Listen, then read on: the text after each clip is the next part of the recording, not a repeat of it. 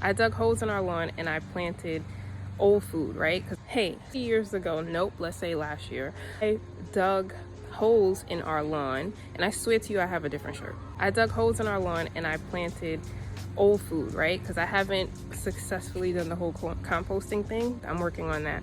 But that was a really great way to just kind of compost, a really easy way. So I'm gonna do the same. Been putting some, just a little bit of food in my garden beds. And I'm also letting the stuff that had got over, went over, I should have harvested, and I'm letting it drop, and I'm just digging little holes and putting it into the garden bed.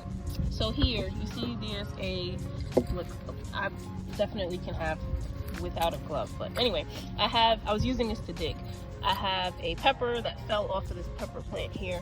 So all I'm gonna do is put it, there we go, under.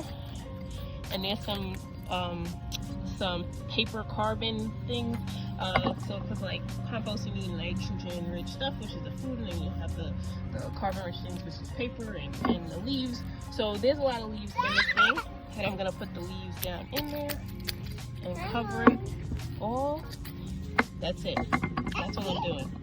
I'm also adding in some Organic Mechanics Planting Compost Blend to the garden beds, the ones that are pretty much gonna sit till the next season, but I'm adding those in.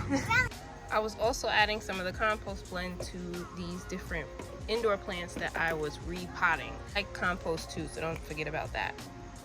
So that's the super easy way that I've been composting, putting some food into the certain foods like rotten veggies and stuff like that, and cores, different things. Worms are able to come up through the bottom of the garden bed, so they'll work through the different material that's in there, and that's easy. That was helpful. I'm gonna go and change my clothes, and I'll see you guys next time.